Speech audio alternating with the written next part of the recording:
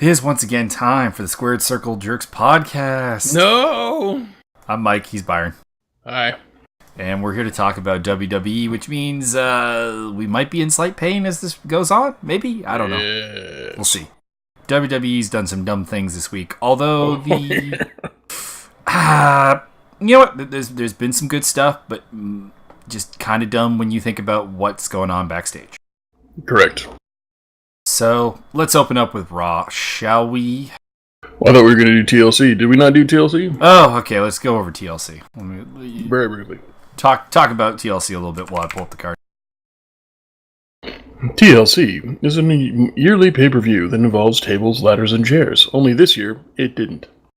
Well, I mean, it involved all those things, just not specifically individual matches. Yeah, no, not really. I mean, it got all the way to the final match of the evening, and I was like, oh yeah, this is a gimmick pay-per-view. They didn't use any gimmicks. You know what? It's. I don't view that as necessarily a bad thing, because I've always said is the overuse of a gimmick kills the gimmick.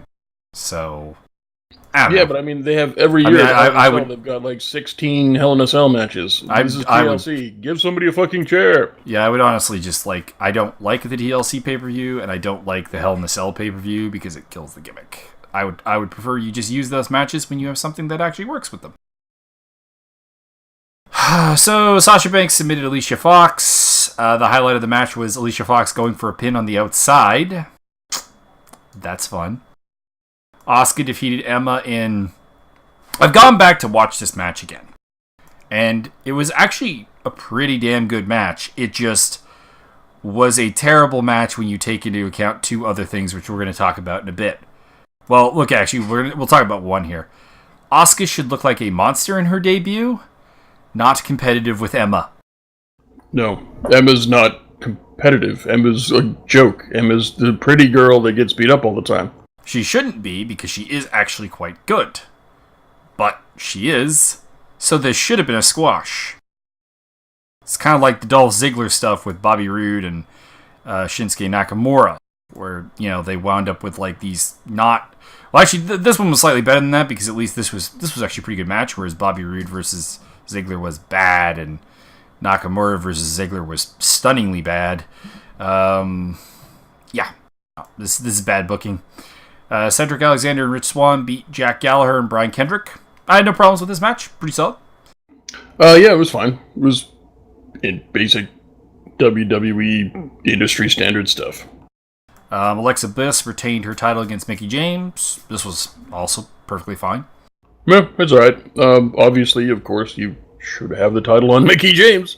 She's the wily veteran with all the skills, and not the very, very tiny chick who doesn't use her speed to her best ability and doesn't use her size to evade attacks, just kind of is there and is a wrestler. Well, to be honest, on the first point, I don't think she actually is that much faster than anyone else. No, but if you're that small and that athletic and that talented, you fucking well better be, and she isn't. Uh-huh. I did like Mickie smacking her ass, though. That was good. Correct. Enzo Amore won the Cruiserweight title over Kalisto by cheating with an eye poke. It was not a great match by Cruiserweight standards, but you know what? Enzo is not killing himself, and that's honestly a victory when we're talking about an Enzo match. Yes. Because there was a point there when just watching him wrestle made me kind of cringe and go, someone is going to break a neck or get a concussion right now. And he is better now. Still not good, but better. He's far surpassed Sasha Banks. I don't think he's going to get hurt every single match. I didn't think he was going to get hurt every single match before, but I mean, he had kind of a series of unfortunate events. So, yeah. There's, again, nothing really wrong with this match. The thumb to the eye was a bit weird. Even when you see it in slow motion, it doesn't look like a thing. And that's kind of it. Then we had a fantastic match between Finn Balor, the Demon, versus AJ Styles. Indeed. This was really, really good. And Finn Balor goes over. And we're going to talk about this when I go through Raw, because there's a rant coming. Just gonna. Oh, I've heard about things that may pertain to this. Yes, didn't watch Raw or SmackDown because honestly, I just can't stomach it anymore. I feel bad because I'm missing Fashion Files, and I'm again too lazy to actually watch them on the YouTube channel because I don't want to, I don't want to give WWE the satisfaction. Fair enough. But yeah, this was a really good match. This is a perfect example of, hey Vince, you can have two guys that are awesome at wrestling just have an awesome wrestling match. Hey Vince, you fucking dickhead. Fucking just put two fucking awesome wrestlers in there. I don't need some ham-fisted, half-assed, oh, we gotta cram like 8 months of build-up into a 40-second segment. Can you do that for me? Go out there and do that. And if you can do your best to just kind of make it not very good, and then we'll just have a match for a made-up reason because I think we need to have that. No, you don't need. You just have two great people have a great fucking match. That's all you need. And both people come out looking really fucking strong. I will say I was like minorly disappointed by this match, but I fully accept that that's just because I think I put the bar too high. Yeah, I knew they weren't going to be able to have a 5-star match because this is WWE. That I accepted that, but I figured that since this was a bit of a strange occasion, that they wouldn't have had time to completely sabotage it backstage. They just kind of would go, shit, we did have a really good match. Can you guys have a really good match? Cool, go do that. Yep. Jason and Jordan. One more thing about it is they're obviously kind of institutionalized at this point, both of these guys. They're WWE-ified. So their styles have been toned way down. They don't reflexively go for things that people know are awesome. They just kind of do. They did a really, really, really good WWE style watered down match, which was damn entertaining. Best match on the card. Jason Jordan beat Elias in a culmination of him throwing vegetables at Elias all night long. Yeah. And which weird. Hey, I enjoyed it. I think they effed up the finish, though, because Elias' shoulder was up. I'm not sure if that was intentional. Did they go over it on Raw? They did. But it seemed very clumsy, so I think it might have been an accident. Well, it's typical wobbly bee. This is really fucking dumb. Let's do it. Then we had Kurt Angle, Dean Ambrose, and Seth Rollins versus The Miz, Cesaro, Sheamus, Braun Strowman, and Kane. This match was a roller coaster. Like roller coaster of shit. No, I legitimately enjoyed parts of it. Like if I took, this was a 35-minute and 25-second match. If I took like the best 15 minutes of it, I'd have a pretty good match. The problem is that leaves like 20 minutes of stuff that I was kind of like, this is not so good. That's correct. Yeah, no, I'm behind you on that one. I liked a lot of this match, but it was a total shit show. You couldn't really hang your hat on it as a whole. You couldn't even divide it up. I think even if you divide it up into like 6 equal portions, it's still a bunch of shit. But if you took the segment where Kane and fucking Strowman went toe to toe, and then Kane like hauled the chairs down and it collapsed on top of him. That was a cool spot. You said that they've done that spot before, but I've never seen it. So if I haven't seen it, it's new to me. Yeah, it's a spot they've done a couple of times, but it's still got kind of that new feel to it, that uniqueness. So that was a good spot. So yeah, I like that. The part with the ham-fisted spot with the garbage truck was garbage. Anything to do with the garbage truck was not good. Yeah. Also, we've attempted to murder Braun Strowman for the second time this year. Yes. So at least this time the heels tried to murder him. It's progress. Yeah, makes sense. Kane trying to kill someone. I'm okay with that. It was worse when Roman Reigns did it, but it's not worse because it's Roman Reigns doing it. It's worse because a face did it. Like this is just not really down with this. It was nice to see Kurt Angle out there again doing some stuff. Clearly blown up though. Holy moly! Yeah, they gave him most of the match off. Well, yeah, they kind of gave him. They gave him sort of like some good spots to get in, and that weren't going to be too taxing. And he's obviously doesn't have his cardio together. I'm not really sure what his workout regime is like these days. He's obviously he's an older dude. I don't expect him to be in prime Kurt Angle shape, but his arms looked kind of stringy, and just kind of I don't know if that's because of his neck. I'm assuming it's because of his neck, and he can't lift like he used to lift. But it was it was cool to see him out there. He did some good stuff. He was one of the 3 best workers in the match. So there's that. That's a total victory.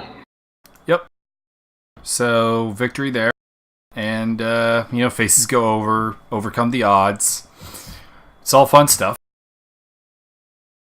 And then we go on to Raw. And we open up with Kurt Angle basically just promoting Survivor Series. Not really selling his injuries enough, but aside from that, it got the job done. Miz and company come out, and the Shield save him, and we wind up with a 6-man tag match that is going to be Miz, Cesaro, and Sheamus versus Rollins, Ambrose, and a man who is still here from last night, AJ Styles. And this was pretty good. This was really good. A fantastic 6-man where everyone got over, even the Miz. Even Miz had spots that made me go, yay! Or boo. Because, he's the heel. But, there were some cool spots for the Miz. That's a victory. That is 6 thumbs way up. Then Kane came out and beat up Styles, Rollins, Ambrose. And then the show falls off a cliff because Kane cuts a really bad promo, finishing off with he wants competition. Finn Balor comes out. Also, by the way, during the lead up to this match, we were told that Strowman may miss a few weeks after being in a trash compactor. The fuck, WWE. And then Kane squashed Balor. And I've heard 2 defenses for this. Number one is that Balor ate 3 choke slams. How could it be a burial? It's a burial because he didn't get up after the first one. It's one thing if, you choke slam, kick out, choke slam, kick out. That means you're a tough motherfucker. No, he got choke slammed, was down for about 10 seconds. Kane picked him back up, choke slammed him again, and again. This was a burial.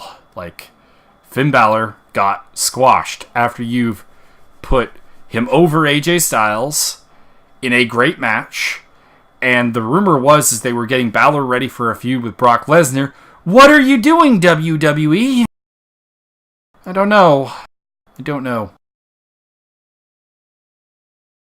And the other defenses, people are like, well, you need to get Kane ready and hot for a feud with Strowman, which I agree with, but you don't squash Finn. You use Matt Hardy. You use Jason Jordan. You use honestly any face on the roster that is not Finn Balor and would work. Well, except for, I guess, Brock Lesnar, but he's not even really a face.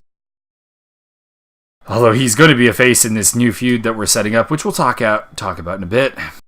Why would you even bother doing anything with Kane? Glenn Jacobs, a.k.a. Kane, if you didn't know, I'm going to let you know right now he's got a real name, is running for mayor of a city. He's running for public office right now. Yeah, the thought is that this is kind of the farewell run for Kane. One last big hurrah and then goodbye. Which I'm down with, but I'm not down with killing your other immediate big over talents to make it happen. You want to have him go out there and squash Matt Hardy? I like Matt Hardy. I don't want to see him get squashed, but I'm fine with it. And you set up a big thing with Strowman, blow it off, Kane goes and becomes mayor of Knox County or doesn't, whatever happens. And I'd be fine with that. But yeah, you don't. Finn Balor's after TLC is one of the 5 most over men in the company. And you also put him over AJ Styles. So you had Kane squash Seth Rollins, Dean Ambrose, AJ Styles, and Finn Balor on this show. Yep. Wow. Just Wow. So bad. The prevailing theory is that they're burying Finn Balor as punishment for doing the too sweet in the middle of the ring. Fuck that shit. Well, it doesn't matter. They're probably, like, at this point, they'll probably just bust him all the way down back to NXT and job him out to the purple Velveteen Dream. Yeah. We'll be talking about him later. Yeah. Kurt and Shane had to meet up backstage. It's fine stuff. It was a bit corny, but it was fine. Shane and Kurt can do corny pretty well. Also, the whole time we'll be going, please let these two have a match. Asuka defeated Emma in a slightly different but still competitive match. Now, here comes the full rant about this. We talked about how Asuka should look like a monster in her debut. So if you're going to put her in there with Emma, she needs to squash. 2. They released Emma today. Yeah. You gave her biggest rub in the company, basically, by having competitive matches with Asuka to release her. Mm-hmm. Like, is that a bigger fuck up than squashing Balor? I mean, I guess that's the debate. Which of these is a bigger fuck up? Hey Vince, we got this guy named Goldberg. He's really good and he beats people all the time, and people like it because he beats people all the time. And so if you get him to beat people all the time, that'll be like the best thing ever, right? No, I don't like that. What we need to do is we need to have him have a very competitive match with Jason Jordan for like one every week for 3 months, and then we're going to release Jason Jordan, and then we're going to job this gold buggy guy out, and like I feel like this is what is basically going to happen to Asuka. She's just going to be just another she's going to be the female Ty Dillinger. It's going to be great. It wouldn't surprise me. I tend to think she'll be a slightly higher than Dillinger, because Dillinger's never getting a title, and I assume Asuka will at some point be women's champion. No, I mean she's from NXT. She's never going to get a championship. Well, in fairness, the women are from NXT are actually getting the championships because they don't have. They have no one else. Mickey James, yeah, they got Mickey James and everybody else from NXT. But, Alicia Fox is not from NXT. Tamina, Naomi, Natty, but yeah, like Charlotte, Becky, Carmella, Lana. Asuka now, Alexa Bliss, Dana Brooke, they're all NXT products. So that's why she'll get to a slightly higher level than Dillinger, but she'll be the female Baron Corbin probably, where she gets really, really dumb storylines, then they complain that she doesn't get over, and she gets punished for no reason at all. By the way, we'll be talking about Baron Corbin's punishment later on as well. Then we had Bliss do a promo where she tries to get a "You Deserve It" chant. Mickey James comes out and hits a Mick DT on her in probably the greatest DDT I've ever seen in what are absolutely porn heels. That was pretty impressive, actually. Even Michael Cole had to comment on that. Maybe I should tune in and watch them. Let's put it this way: Mickey James was in the full 6-inch stiletto boots, and she comes in and just does a perfect DDT, and it's and not even a regular DDT. She gets up in the air and shit and does the DDT, and I'm it's pretty impressive on heels. Not gonna lie. So yeah, that might have been actually the highlight of the show. Oh well, no. The six-man tag was fantastic. So, but this was top 5, and that's not a good thing. Then we had a skip backstage where Angle's talking with Bayley and Banks about who's going to be the captain for the Raw's ladies team. And Alicia Fox comes in to make a crazy bitch of herself. And we wind up with a triple threat where the winner will be the captain of the team. And Kurt Angle reminds Alicia Fox that pinfalls only count in the ring. Then we have a sing-along with Elias, which ends up being Jason Jordan versus Elias, of course. Because Elias is going to go beat up the sound guy, and Jason Jordan comes out because there were some technical problems. Booker T with the worst commentary, and that is saying something during this match. Because Booker T's talking about how Elias would have won their match at Survivor Series on points. And then he also starts yelling about how Jason Jordan needs to be disqualified for hitting Elias into the barricade. And then how Jason Jordan obviously deserved getting a chair shot to the head. Or not chair shot, guitar shot to the head. I legitimately think that Booker T might be having a legit mental deterioration. Like, are we witnessing the onset, like real time onset of Alzheimer's here? Because he's getting worse all the time. He is getting worse all the time. Like, I thought it was bad. I thought it was bad when they brought him in, and then he kind of floated around for a bit, and then he got worse, and he's gotten worse and worse. I want David Otunga back. On the pay-per-view, he was insufferable. I have no interest in sitting through any commentary, Raw, SmackDown, or otherwise, where he's associated. Yep. I, at this point, want David Otunga back. I never thought I'd say that. I mean, there are like 100 people above David Otunga on the list of who I want to hear commentate, but if my choices are Otunga or Booker T, I'm taking Otunga at this point. Yeah. At least Otunga's virtually unrecognizable as a commentator. Then we had Brock Lesnar and Paul Heyman come out to respond to the challenge of last week. Jinder Mahal put out the challenge to them for a Survivor Series match. And Paul Heyman is usually really, really good at hiding the faults of Brock's opponents. Like, he's very good at talking them up. For example, see him talking about Finn Balor versus Brock and Samoa Joe versus Brock. Uh-huh. Fantastic job. We raved about it. He did not even try here. He just buries Jinder Mahal. I'm fine with it. He even says, he's like, normally I come out here and talk about Brock Lesnar's opponent and how beating them is going to enhance the legacy of Brock Lesnar. This will not. This Jinder Mahal is not even competition for Brock Lesnar. Such a barrier. Savage. Paul Heyman on the mic, everybody. Kalisto does a promo backstage. It's not any good. We're getting Team Lucha Lucha versus the Zo Train tonight. Kind of looking forward to that. I was really hoping they would call it the NW Zo. I was really hoping it would be the NW Zo. Then we had Sasha Banks versus Bayley and Alicia Fox. And are you ready for more savagely bad booking? I am prepared. They had Alicia Fox dominate Bayley and Sasha Banks. Of course, it's Bayley. Bayley can't wrestle. We all know this, right? I mean, Bayley's horrible, and Bayley can't wrestle, and Bayley can't get over, and I mean, why would she? You just kind of, you just job her out.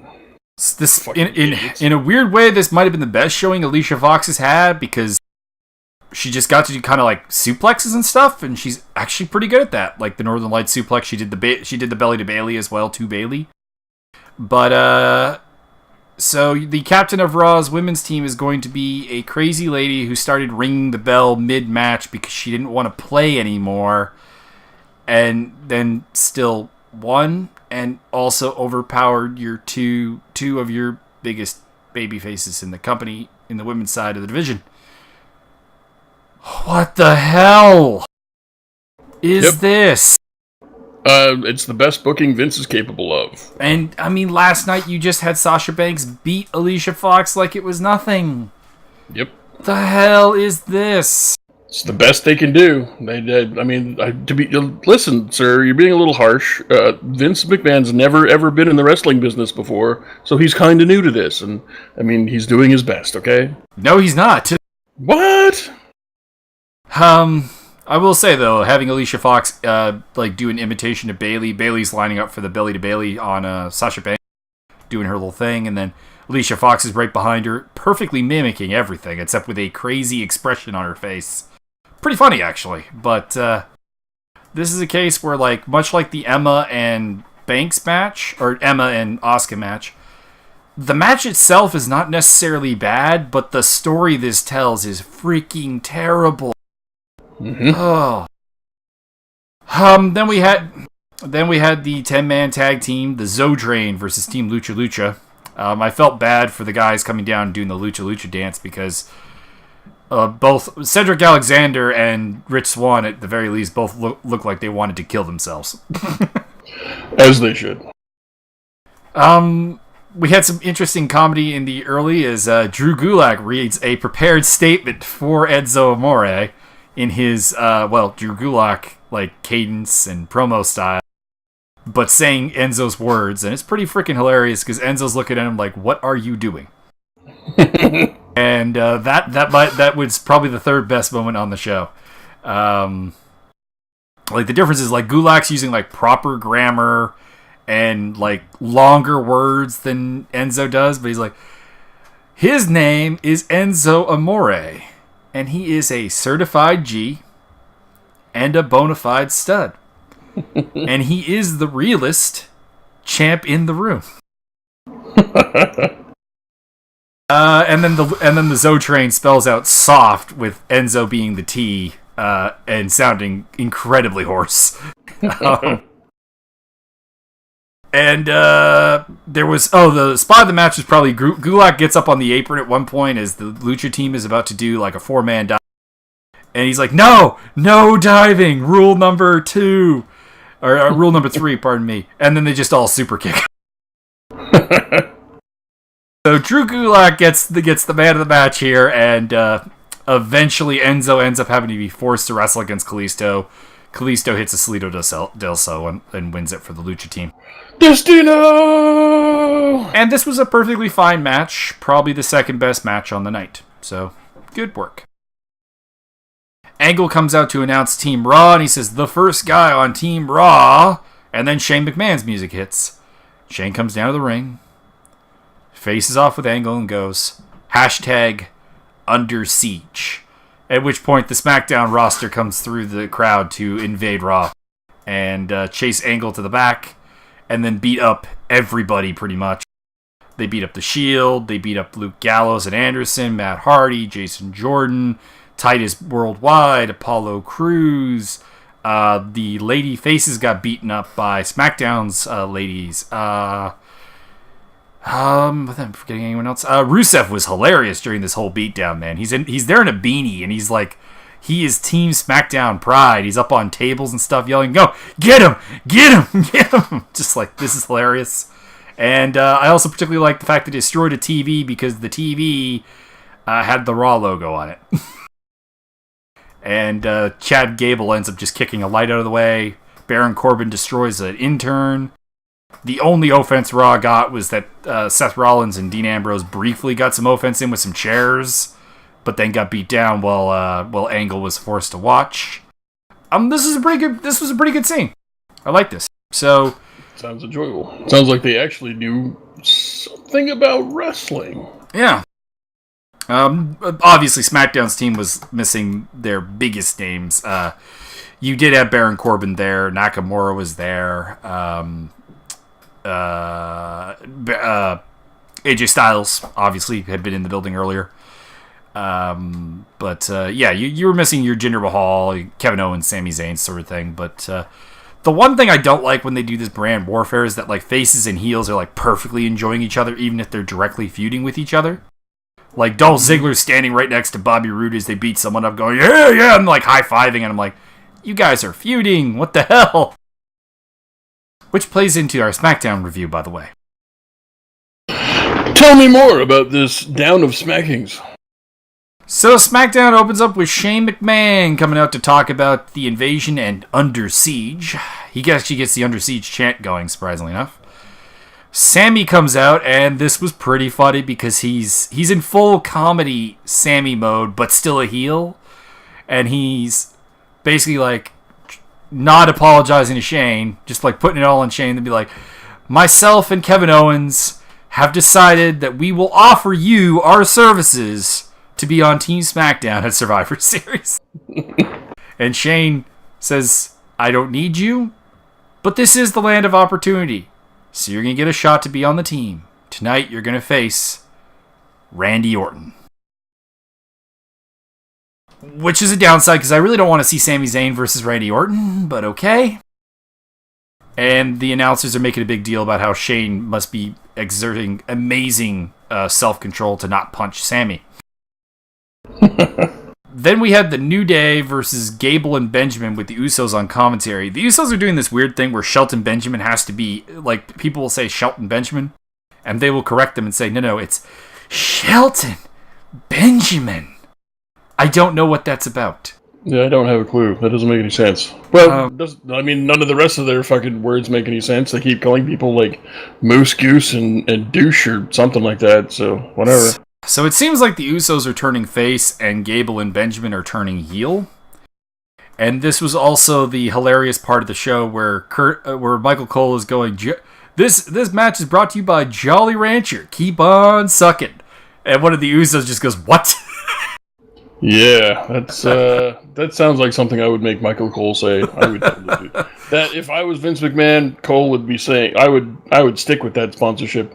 I don't care if we had to pay them for it. Cole, you gotta keep sucking every night. I want to hear it. I want to hear about you sucking.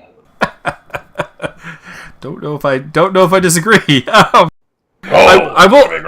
This is the other problem with the invasion angle is that the prior night Corey Graves and Michael Cole are selling about how heinous this is. They're on SmackDown commentating the next time around. Like the commentators should honestly be neutral in this brand feud because they're on both brands right now.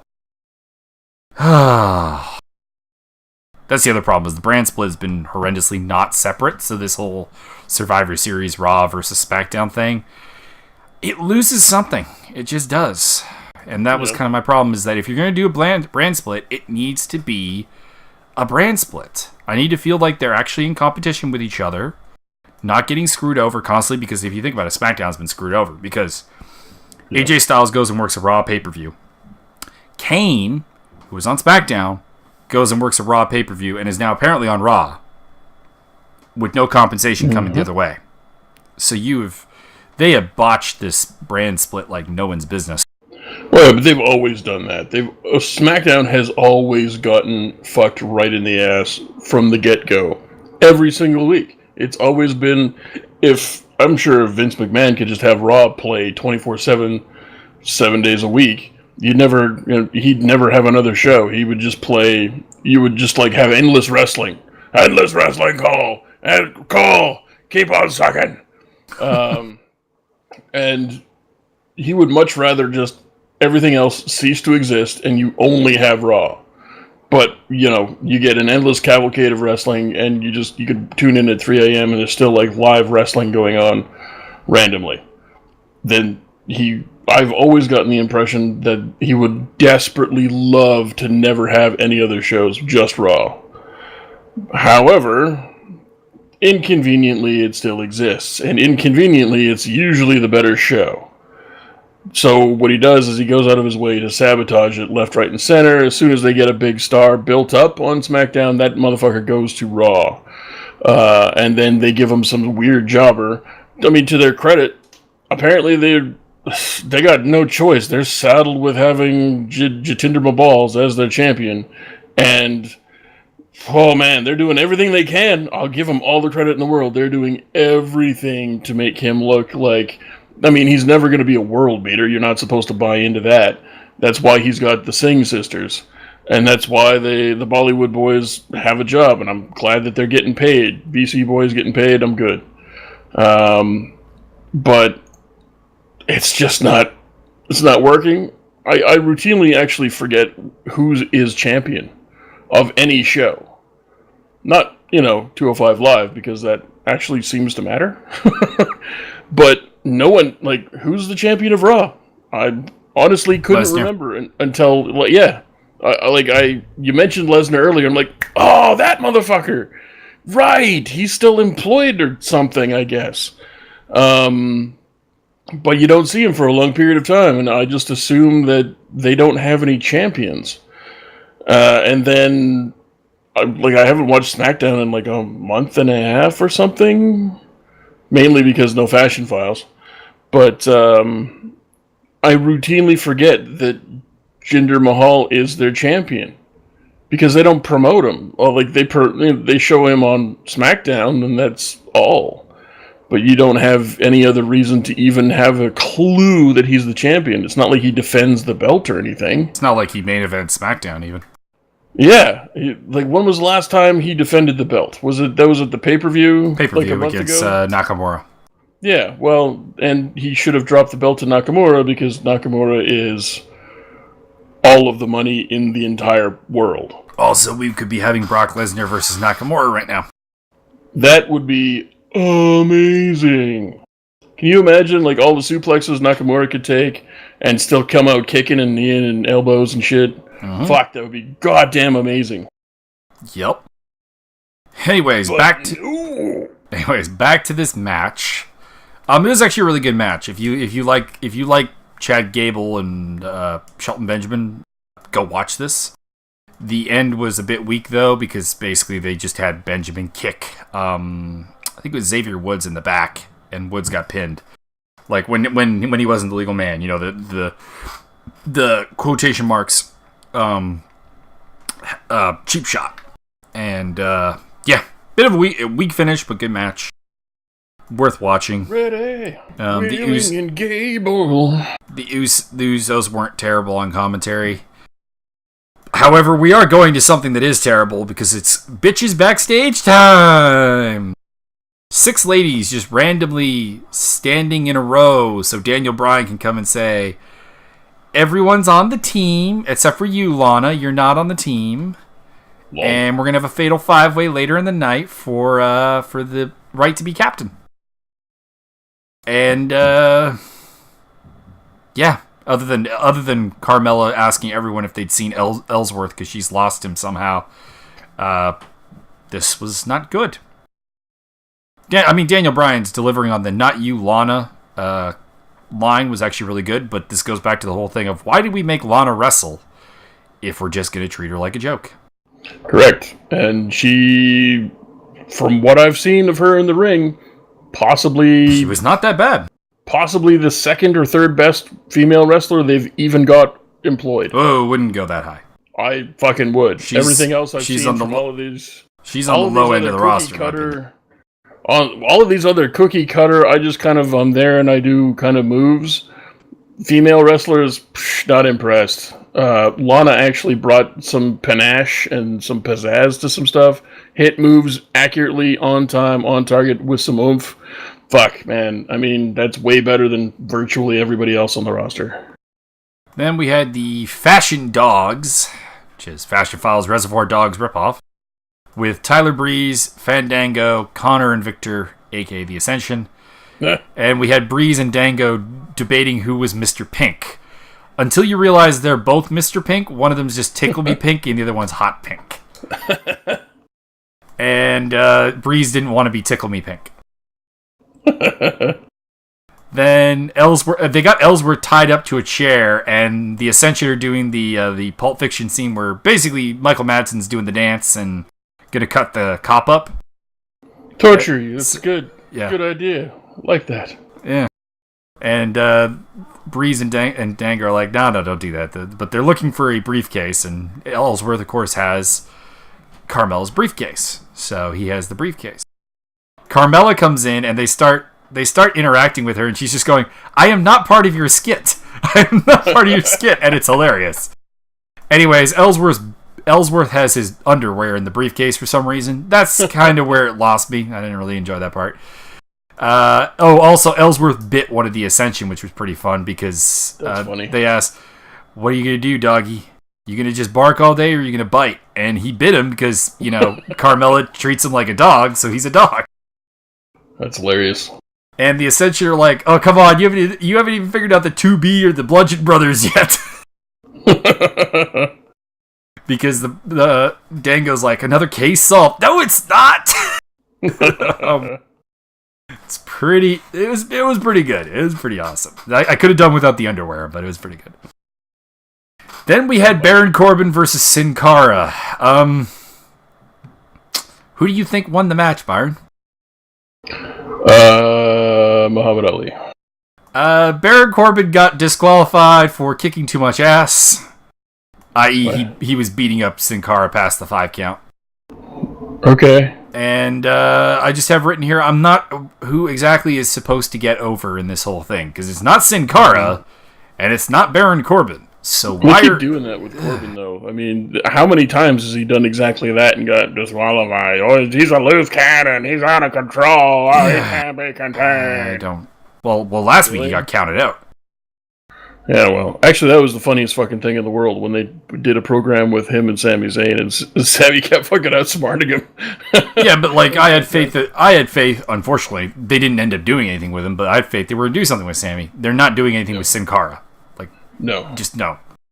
If they were going to do something with Sin Cara, he'd be over on Raw so he could do 205 stuff. Yeah, that's the thing is I don't understand. They've got a couple of guys like that floating around that aren't on 205 Live, and if you've got a show for those guys, what are you doing? And believe me, we're going to talk about 205 Live having to recycle storylines repetitively, so more bodies over there would not be a bad thing. Let the bodies hit the ring. Let the bodies hit the ring. Jinder Mahal comes out to mock Paul Heyman. The promo is actually pretty decent. The problem is that nothing will make me buy Mahal as a threat to Brock, or it being a good match. So it doesn't matter what Mahal does. His only thing is that he's got two guys that are going to cheat for him. So I mean that could happen. He's got two guys that got manhandled by Randy Orton. What the heck is Brock Lesnar going to do to them? He'd probably crap them out before even eating them. I just want them to just like back off from Brock. They're like, oh, we will do anything for the Maharaja. Oh, but not that. Yeah, I'll do anything for drugs. But not that one. Nope. No, sir. And then we go into AJ Styles versus Sunil Singh. The ref ejects Jinder Mahal right off the back. And AJ stops Samir from interfering and then taps out Sunil with the calf crusher. Moving on. Yay. Buddy stuff with Kevin Owens and Sami Zayn, where we basically just learned that Kevin Owens is going to face Nakamura next week for a spot on Team SmackDown. Nice. They will screw Nakamura over because Nakamura is a job guy. And moving on. Maybe. Then Mahal is angrily demanding from Daniel Bryan that AJ Styles face Samir next week. Eh? The only good part about this sketch was Daniel Bryan going, I assume you want someone to defend your honor now. Yes, I do. Samir will face AJ Styles next week. You sure you want this, Samir? Yeah, I can do it. Okay. Fair enough. Hey, if we get that out of it, I'm probably pretty okay with it. Then we have Carmella, Tamina, Becky, Naomi, and Charlotte. By the way, only Naomi and Charlotte got actual intros to this match. Becky, Tamina, and Carmella got the jobber entrances. Lol. Congratulations. Probably your Money in the Bank winner. You're trying to make into a monster, and you're one of the few women that the crowd really pops for. Got jobber entrances. Congratulations. Yay! Booking sucks. You're fucking bad at your fucking job. Natalya gets to have a few moments in the ring to put herself over. It's fine. And then we get this gem from the commentators. Michael Cole going, "Can I say it?" And Byron Saxton goes, "Sure, Michael. It's glow time!" And Byron Saxton goes, "That was pretty good." At which point Corey Graves, playing the role of me, says, "Shut up, Saxton." Yeah. You know what? For a 5-way match, this was pretty good. Everyone kind of got a chance to shine a little bit, particularly Tamina. They're trying to make her the SmackDown equivalent of Nia Jax. It's sort of working, but she's not as big as Nia Jax. Either that or the girls on SmackDown are larger. I'm not sure. Probably a little bit of both.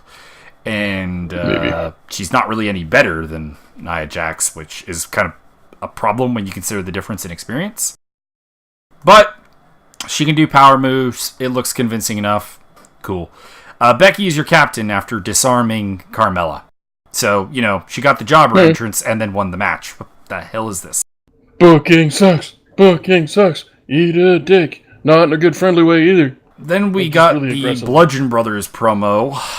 It's the same one they've been doing kind of repetitively. I heard that they're bad. I heard that they're really bad. They're not very good. The only thing that people seem to like about them is they apparently remind them of the TV show Stranger Days or Stranger Things. which probably means that we're going to get some kind of like really meta TV influenced feud between the Bludgeon Brothers and the Fashion Police, which could be good. Yeah. Dolph Ziggler and Bobby Roode have a backstage confrontation. By the way, this is where we're getting at this whole thing of like the faces and heels getting along during the invasion. Ziggler is like, just because we were there fighting against Raw, it doesn't mean that we're buddies. The high five I gave you meant nothing. It's like, oh my god, this is bad. Anyways, we're getting a 2 out of 3 falls match between these two, and please God, let that be the last match. Yeah, it's a good thing they got that new job guy, Bobby Dude or whatever the fuck, to do jobs and kind of job out. Yeah. Yeah, they've done a worse job with him than Nakamura, and I didn't think that was possible. Yeah, well, I mean, I'm never really surprised anymore about how badly they do anything. Then we had Sami Zayn versus Randy Orton. There are a lot of people who seem to like this match. I didn't. It was fought at a Randy Orton pace, i.e. slow.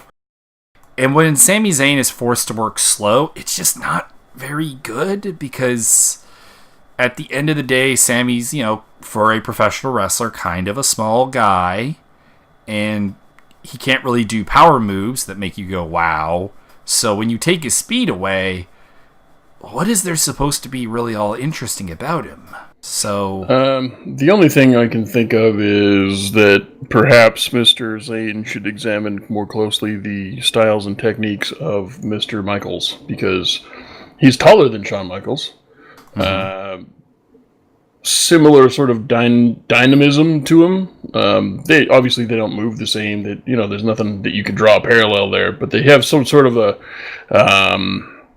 I don't know how to really explain it. They have sort of a similar ability to use their body to tell very engaging stories, and the crowd really connects. Like that's about the only parallel I can draw there.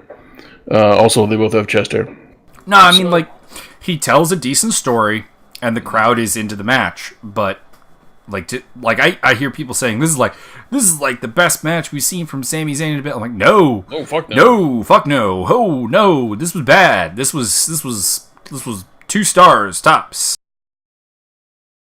Kind of an interesting end.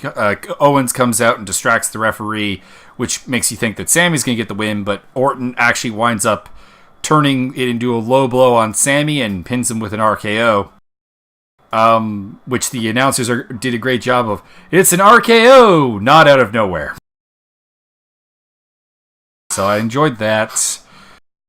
And that was all for we finished off with Daniel Bryan and Shane talking about, like, Shane's like, and Raw didn't show up tonight.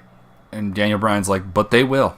They will. So the counter invasion will happen at some point. Dun, dun, dun.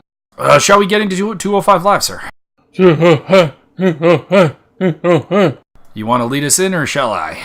I got notes. Excellent. Lead us in, please. Indeedly do. So we got the 2-0 Sank tape delay. There was some Raw recap action, or was it TLC recap action? It doesn't matter. It's all the same anyway. We had an opening match between Cedric Alexander and his new tag team partner. They really are harping on that right now. Rich Swann, who I have now decided to call Dick Duck. Just for fun. I'm fine with it.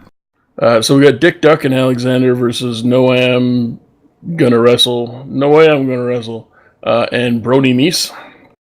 Yeah, I didn't like this because this goes into the whole recycling of storylines. Was No Way I'm not done with both of these guys. Jesus Christ. Oh yeah. And yeah, like I said, they're really harping on these guys are now a tag team. They're a tag team. They do have matching gear at least. Later. It made much more sense later on, but it was just weird and stuck out like a sore thumb. Like, what are you gonna start like a new tag team, a third tag team division on 205 Live with the 8 guys you've got on the rosters? What are you gonna like take? There was like 12. There was like 12 guys on the roster. Well, maybe, possibly. Well, there was 10 men in the Raw tag team match. Plus, okay, you got Kendrick and Geller. if you divide the roster in half and you get 3 tag teams out of the deal, fucking sweet, we got a new tag division. It's just, it stuck out. It didn't make any logical sense. It didn't make any storyline type sense. We already know that they're friends. Why are you calling them a tag team? Or are they going to, is this some sort of hope that people from 205 Live can go other places and do other things? I.e. compete on Raw or Smackdown for titles. Apparently not, but we'll get into that near the end of the show.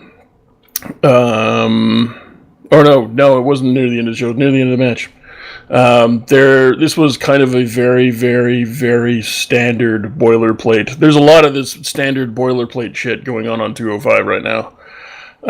There was just another WWE match that happened to have 4 guys in it. Tony Nese got his bicycle sit-up kicks in, and got Noam Dar to do it, and Noam Dar was doing it wrong. So Tony Nese was getting on his case about it, and there's some friction there, which was enjoyable. I enjoyed Dar going, I want my money back. Yeah, I want my money back. There was basically Dick Duck got the shit kicked out of him for what felt like 6 hours, and then Alexander came in later on, cleared the house, and then I believe they sort of accidentally won. It seemed like, because there was a bad spot when Brony Nese went out. I believe it was Brony Nese, might have been Noam Gonna Wrestle, and threw Dick Duck into the ring apron, and then Dick Duck did this really slow, like, I'm an old 60-year-old fat white guy, and I had learned about this breakdancing thing the other day, so let me show you my moves. And he did this really slow, kind of fumbling 6-1, what I'm going to call the 6-1 meh, and ended up kicking whoever from the heel team in the face. I believe it was Dar he kicked, yeah. Probably. And then Alexander hit the worst lumbar check I've ever seen. It was like weak, off target, and sloppy. And then my final note on the match here says that the finish really took an average skippable match and made it into a bad one. Yeah, I'm not going to deny that. We had your boys, Gentleman Jack the Ripper and Captain Hook, come out. I still don't understand. The Captain's Hook's not a good move. He needs to hook the leg with his leg, and then, I mean, the guy can't get away by just simply shifting slightly to his left. I also just like that they changed the bully choke into the Captain's Hook. Yeah. They're like, but a bully choke is a bad thing to teach the kids. He's a heel. Let him do the bully. Jesus. Exactly. He's basically is a bully. So, Gentleman Jack the Ripper and Captain Shook kind of did their thing, and they're doing a good job. They did a really good promo. The crowd on fucking Quaaludes? What the shit?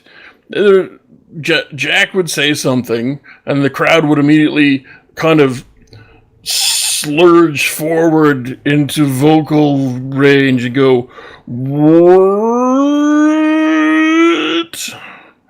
And he would just be, by the time they got their lackadaisical fucking Quaalude-fueled what out, he would be like 3 lines ahead of them, and they were so bad. Like, I have my note here says, is every slow-mo crowd, what? Is everybody on tard mode this week? Yeah, the crowd was not good for this episode. No. But I did like, they were trying to pitch getting Alexander to join them, and they threatened, they're like, next week we're coming for your tag team partner, so you can lead, follow, or get out of the way. Your potential, your decision, we'll see you in a week. So I like that. That was new and different. I'd be doing this with someone other than Rich Swann is kind of my thing, because so their basic premise is that Rich Swann is holding Cedric Alexander back. Mm-hmm. Dude's a former 205 champion. Who isn't? Well, there are a couple of people that aren't. I'm just saying.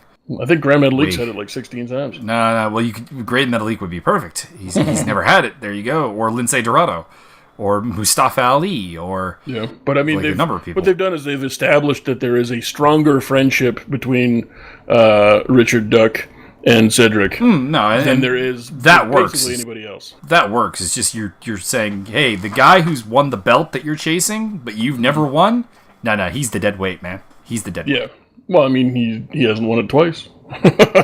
But yeah, like I liked the fact that, and it didn't, like I said, it didn't make any fucking sense. These guys are a tag team now. Like, what are you talking about? Are you an idiot? No, don't answer that. And then at the end, it kind of, okay, so they did a really shitty job of trying to set up the fact that these guys are closer than your average, just friends in the locker room. And now that there's going to be some real consequences or a real choice to be made that actually matters. And I like that. So it was badly done, as per WWE standards, but it made sense kind of in the end, which is kind of unusual for WWE, but whatever. Then we move on to your boy Andrew Garlick giving a promo, which was really fucking well done. He's potentially the second most charismatic 205 liver. Probably is. No potential. Yeah, I was going to say, I'm trying to come up with anybody else. I can't. People may try to substitute Rich Swann in there. I think that's another reason why they're doing that, is because Rich Swann seems to have all the face heat. So that makes sense. And it was just, again, I was really kind of hoping for more. It was all of the... We don't get to see Grand Metalik that often, and I was kind of hoping for more, because he always does something cool that I wasn't expecting. And the one thing in the match that I really liked him doing was actually the big splash. It was probably the best big splash I've seen for 15, 20 years. So that was awesome to see a big splash done correctly. You wouldn't think that would be a highlight, but it was just, again, just more standard WWE, this is an wrestling match. It's the standard Grand Metalik match that they have him do. You know, he gets to do some things with the ropes that other people don't do, and that's kind of about it. And then get tapped out to a sleeper hold. Yeah. Listen, sir, it's a dragon sleeper, and he had the hooks in. So, I mean, that's... I liked... Actually, I did like the execution on that. Oh, no, I got no problem with it. I'm just stating the end of the match. I'm just stating the end of the match. Yeah. So, I mean, it was all right. Your boy, Drew Garlick, did a great promo, and, yeah.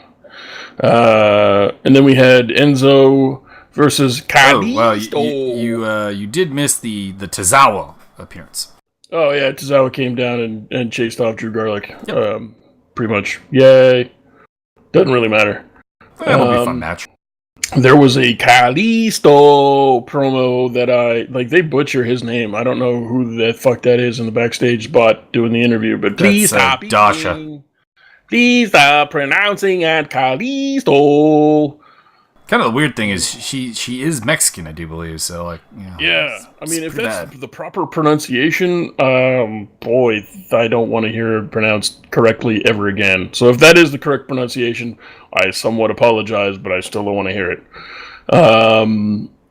Fuck. Is there anybody on the entire roster that Enzo can't get over like $1,000 trillion just by standing next to them?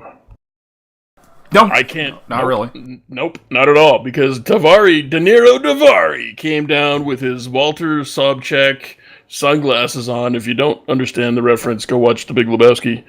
That's the first thing I saw. Was like, oh fuck, he's wearing Walter sunglasses, and gave a great promo and did it Enzo style. And it was great. It was spectacular. I loved it. And next week we'll get Tony Nese doing the Enzo promo. Oh, that would be the best. Actually, you know what? I would look forward to Noam Dar doing it in his accent. That would be fan-fucking-tastic.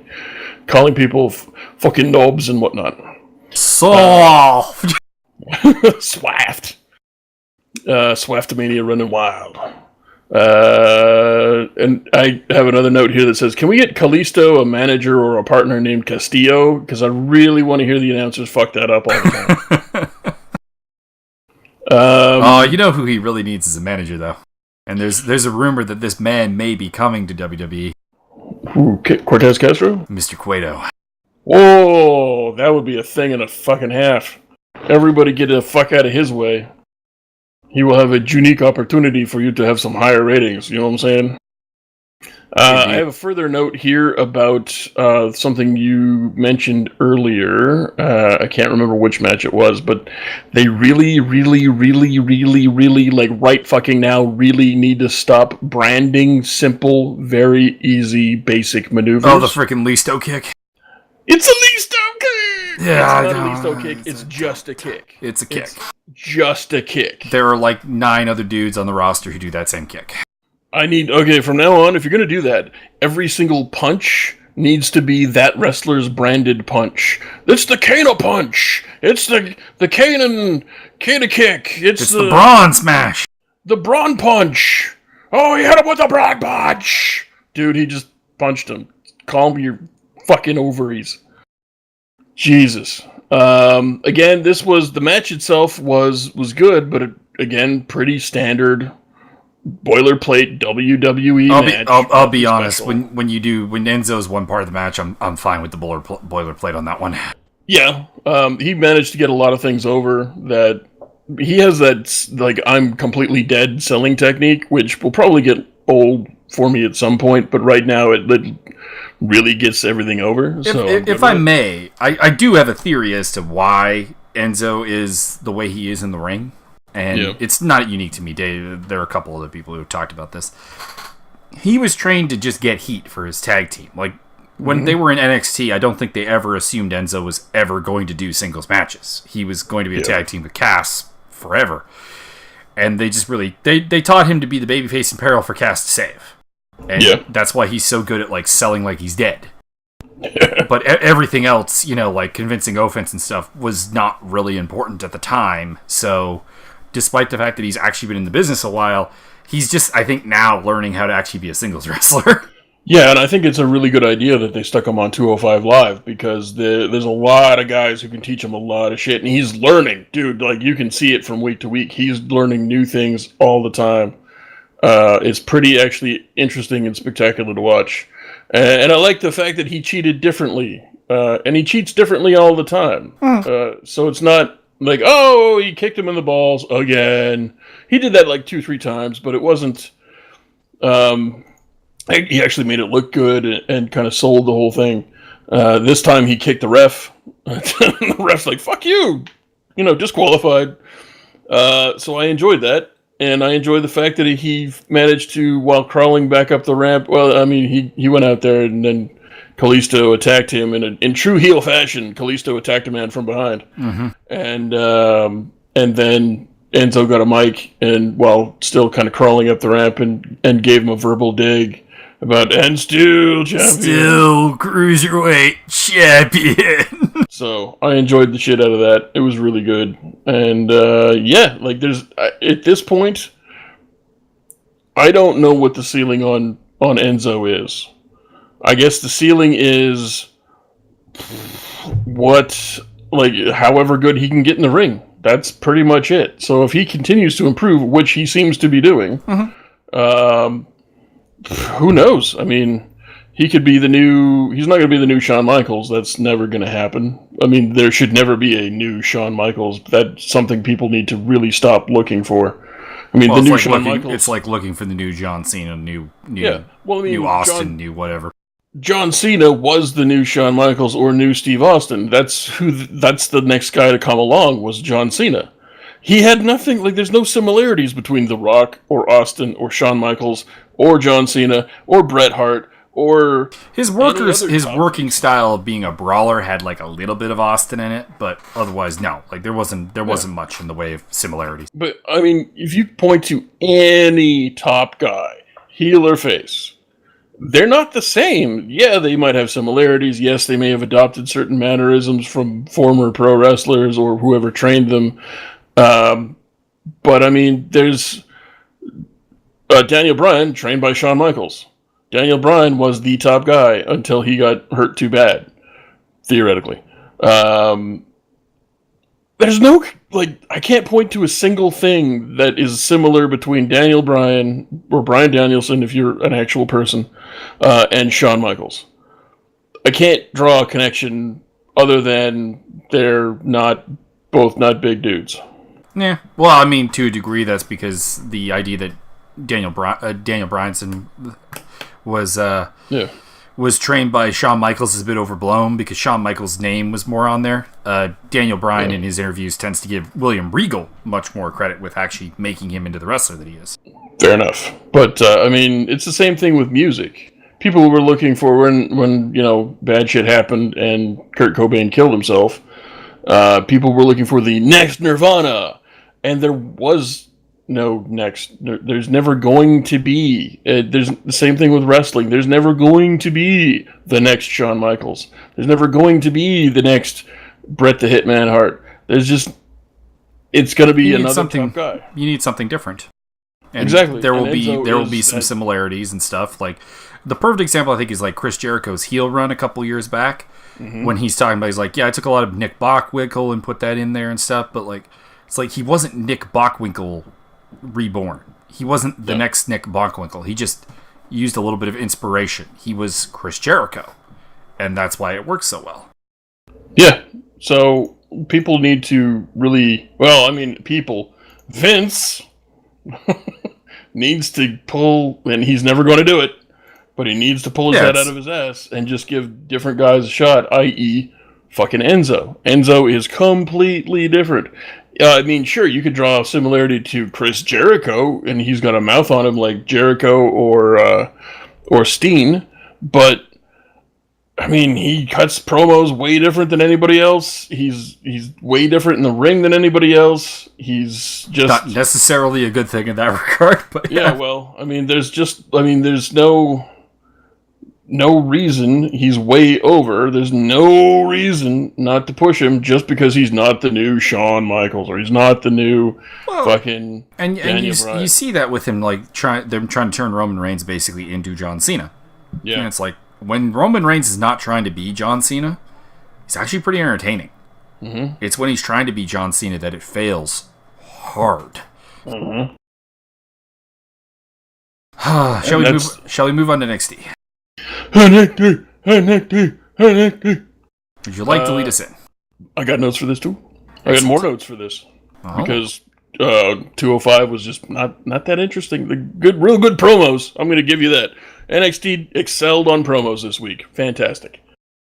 We got Mr. NXT kind of failed on promos. I'll just say that right there. Yeah, well, I don't go to NXT for promos. True enough, but it's still bad. We got Mr. Billiam Regal, and he says basically Nikki Cross is going to get another shot because she got fucked. We're going to have a giant female battle royale. And then I noticed something. There was no Neville on the NXT promo, the NXT kind of promo song there.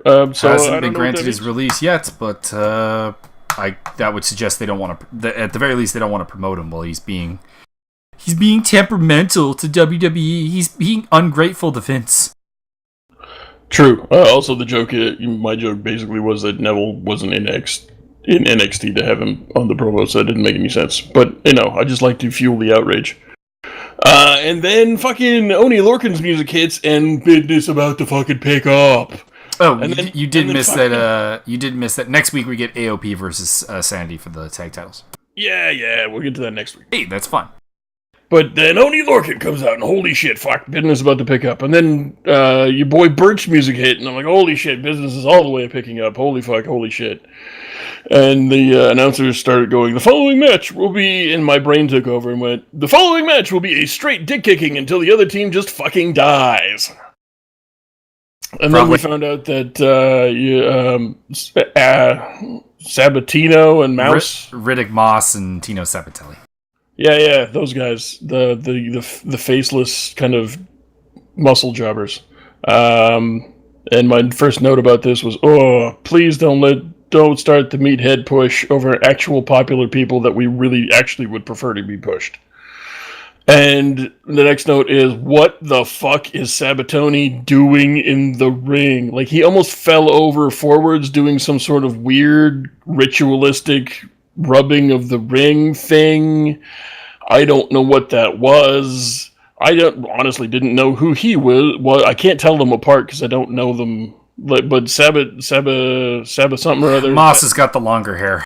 Yeah, I figured that out because they've got monographed fucking trunks. If you read their dicks, you can tell who they are. Not a very good match, except for when Oni came in and wrecked fucking shop, and the crowd went fucking nuts, and the rafters were shaking.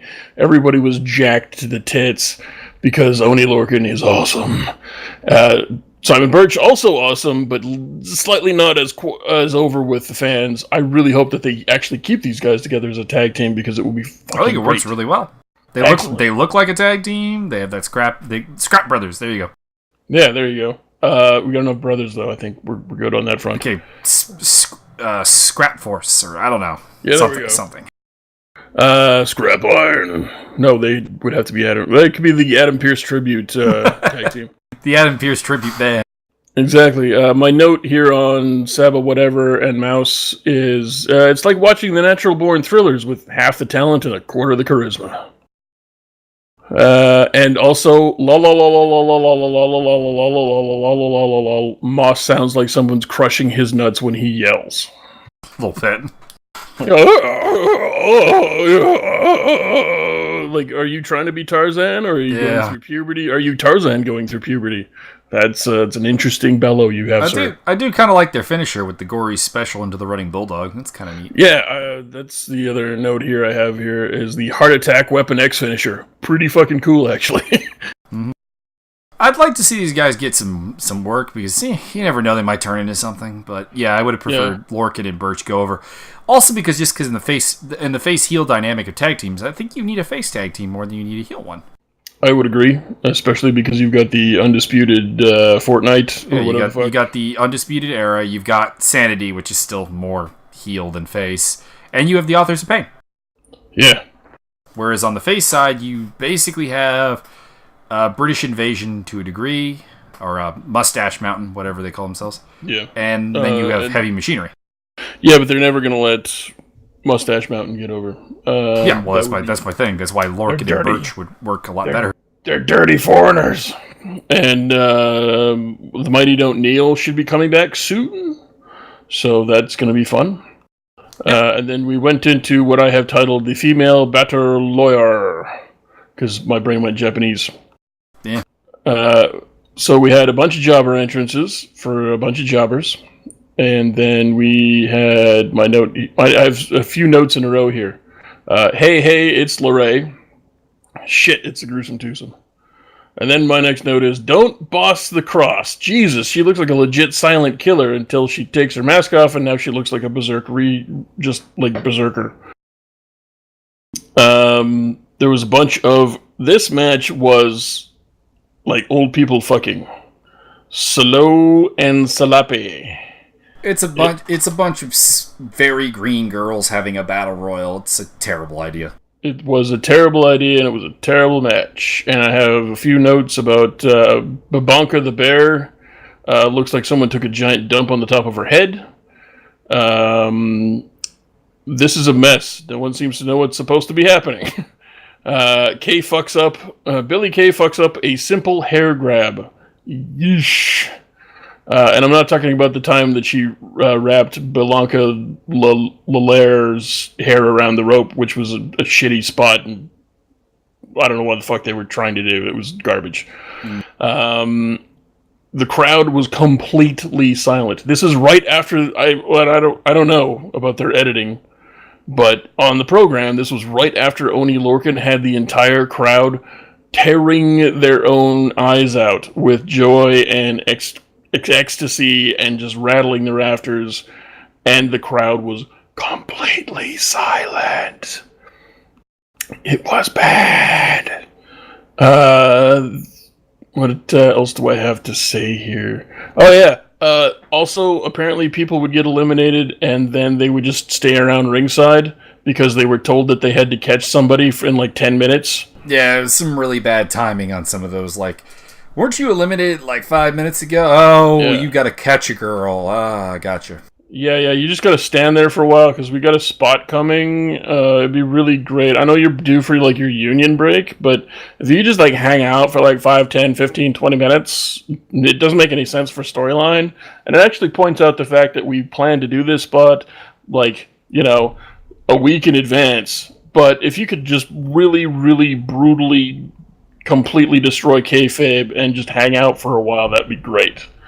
And then they did the stupid wind the hair around the rope spot, which doesn't make any sense because you're not pulling her hair, so it's not causing her pain. And you're not pulling her over the rope because it's wound around the rope. And you're not pulling her hair out because it's wound around the rope. So what the fuck was that supposed to be? Yeah. I think we've gotten done shitting on this match. I got one more thing. When Blanca the Bear wound her ponytail, her giant fake 90-foot long ponytail around her head, I have one more note here that says Blanca the Bear now with 100% more dump head. And then my final note here says Cross spots the marks. And I'm clever. And Nikki Cross is going to the 4-way, which is good, because it's not Billie Kay. Thank you, God. And my final note on the entire women's situation is that Moon will definitely be taking that title. There's no chance they're going to put over 2 Japanese women in a row. The Aussie can't fucking work. So that's probably what they're going to actually do, is put the title on the Aussie for fuck no reason. And it makes way too much sense to try and make money with a fan favorite champion, that being Nikki Cross. So that makes too much financial and actual sense, so they're not going to do that. In fairness, I'd probably go with... honestly, I'd want to go with the heel, but I don't want to go with the only heel that's in the match. Yeah. Because of Peyton Royce. who's useless. Yeah. She's really good if I want to put Amazing Kong in there and have her bend her in half. Yep. That's about it, really. Indeed. We had... How many fucking Selena Vega promos did we have in this goddamn thing? We had 2. I started 3. skipping them, honestly. I just she shows up at Drew's house to ask him why they haven't gotten a title shot contract in the mail. And Drew tells her again that if Andrade Cien almost wants a title shot, he just has to come up to Drew and ask. This is so freaking bad. Well, they've already established that, and if he's going to be, honestly, in kayfabe terms and storyline terms, if he's too much of a pussy to ask for a title shot, fuck off. Yeah. And it's almost like they're trying to get this idea that Zelina Vega wants the title shot, and Andre Cien almost just doesn't care. Yeah, pretty much. Which would, it'd be in keeping with character. My only note on this is Mrs. Ares needs to pick a fucking accent. If she's going to be the Latina, then she needs to stick with that. If she's going to be from New York... Well, they had the same thing when they had her as part of LAX in TNA, which, those of you who were not familiar with that storyline, it was the hilarity of having a Puerto Rican, a Texan, a Canadian, and a New Yorker trying to play Mexicans. Yeah. None of them could do the accent right. So why the hell are you doing it? Indeed. And then we had Aleister Black. Actually, the most convincing Mexican accent of the bunch was the Canadian. Nice. And then we had Aleister Black facing off against the entire population of Pearl Harbor. Yeah. Yeah. And my only notes on this are, this is boring and fucking predictable. Oh, nice boots there, Purple People Eater. And it doesn't really go anywhere, because it just basically ends with him dodging the Black Mass kick and people being really impressed by that. By people, I mean the commentators. And then backing away and going, this close. And I'm like, yes, you were that close to getting your head knocked off. Why are you smiling? Yeah.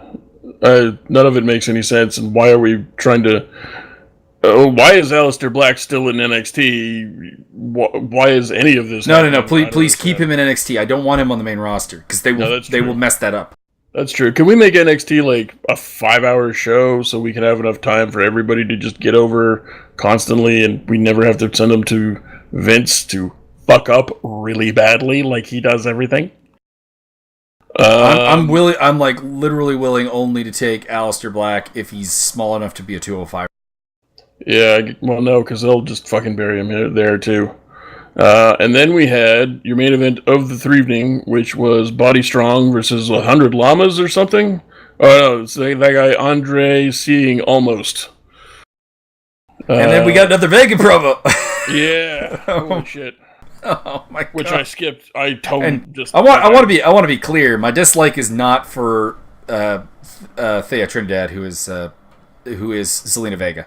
I don't have any problem with her. This gimmick sucks. This gimmick and this material sucks. Mm-hmm. You have a very simple problem. Drew McIntyre shows up to NXT. Andrade, go over there, ask for a title shot, and look like you mean it. Yeah. End story. Bottom line, end of story. Get your shit together, bitches. I don't have very many notes on this match. There was a backbreaker. There was what I'm going to call the strongest Tarantula. There was an apron breaker. At the end, Zelina Vega hits a pretty sweet looking fucking Rana, which Body Strong goes right into the headfirst into the steps, and we got a finish. So it was. It was pretty good. Yeah, it was a pretty good match. Almost. My final notes are good stuff. Almost is again almost good enough to almost have a really good match, but I don't know if it's. Obviously, he's just waiting his contract out and then fucking off. And then later we had another promo, and it seems like almost speaks almost some English almost. Yep. And Roddy Strong ends up getting an undisputed armband post-match. Yeah, I really liked his body language in the whole thing, because he was sitting in the corner and really sold it like he was trapped in the corner. He does fantastic body language. And I applaud him for it. Yep. Then on the non-TV show news, we probably mentioned it earlier, but in addition to Emma getting cut, we've lost Summer Rae and Darren Young, I think it was just they were waiting for him to not be injured. I don't know why they haven't done anything with Summer Rae. She's an okay wrestler, and you need women on the main roster because you're recycling storylines over and over and over again. Mm-hmm. Or send her down to NXT and have her work with some of these really green girls and try and teach them a thing or two. Yes. And it's kind of the same thing with Emma. Like, if you don't want to use them on the main roster, fine. Send them to NXT. You've got all of these like really green women you signed from the Mae Young Classic. Give them some veterans to work with. Because they ain't going to get anywhere if they have to work with Billie Kay and Peyton Royce as the veterans. Fuck no, God, Jesus no, Lord no, kill us all now. So I'm pretty. Darren Young, I never saw anything in. Summer Rae and Emma, I don't really necessarily see a ton in them, except that you need women, so why get rid of them? Mm-hmm. And Emma's pretty good wrestler, actually. Summer Rae, I'm not going to say anything particularly flattering. Her NXT matches were okay. And her main roster stuff was bad, but that's because that's how it was booked. And as stated, why the heck did Emma get 2 competitive matches with your big monster newbie, Asuka, only to get cut? What is with that? Too competitive, sir. Too competitive. Ugh. Unless she went out there against Asuka and went into business for herself or something. Like, I don't. Yeah, I doubt maybe. It. It's the only explanation I have for booking those matches the way they did is that they told her not to do it and she did anyway. Yeah.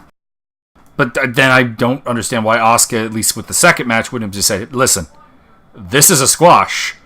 We can do it as a work, or we can do it as a shoot. That's your pick. Yeah. Because if you want to shoot, I'm from Japan. We're used to working stiff. So, yeah, that's pretty dumb. Like I said, you know what? The in-ring action was not too bad this week. The promos were, good. Just the overarching story arcs were really, really, really bad. Mm-hmm. And nonsensical. Almost all around. Like, almost every booking. Like, there were, 3 or 4 horrendous booking decisions on Raw. There weren't any horrendous. There was, just the one on SmackDown. Like, the handling of Baron Corbin is just retarded. And then you have NXT was booked reasonably well, but most of the match was a women's battle royal that I could have done without seeing. Yeah, it just wasn't shit. It just was not good enough. I mean, it got Nikki crossover, but they did such a bad job building up to the finish. She's already over anyways. This doesn't matter. Yeah, but I mean, it could have had it could have even the finish could have saved the entire program, but they didn't do anything to build up to it. They just kind of had again the gruesome twosome fucking around, and nobody cares about them, so nobody gets any heat, and nobody gets any heat transference, and nobody cares. Yep. I guess the downside of the sort of face turn they got going with Sandy is it means Nikki Cross is going to end up being a face, and it's going to lead to us seeing more of the gruesome twosome because they don't have any other heels. Yeah. Yeah, well, I mean, obviously they're just going to they're going to change Kairi Sane heel because she's a dirty, dirty foreigner. So please don't do that. She cannot play heel like that. Doesn't matter. She is face all the way. They'll turn her heel. She won't be able to pull it off because everybody will love her, and then they'll release her because, well, obviously she wasn't that good in the first place, right? NXT tends to be better with it. Like Kairi Sane is dead as soon as she goes to the main roster. To be clear. Oh, yeah. But I mean, she'll have a decent run in NXT, I think. Hey, Vince, we've given this girl more than, like, almost a 2-year title run. She's your new biggest star. Great, thanks, Trips. We'll bury her. She's the Japanese Bayley, and I mean, look what they did with Bayley. Mm-hmm. So, yeah, that's pretty much the show, and we'll be back next week, and we'll also be doing Mike versus Byron this week as well. And we're going to be finally talking about professional wrestlers who could do well in MMA. It's obviously because we don't have any Lucha Underground to talk about, so yeah. There will be probably the greatest potential fighter of all time, Alejandro Armando Estrada. If you're going to go with that, that's a ballsy call. Pretty much. All right. So until next time, get off of Byron's lawn and try to enjoy wrestling. Piss off.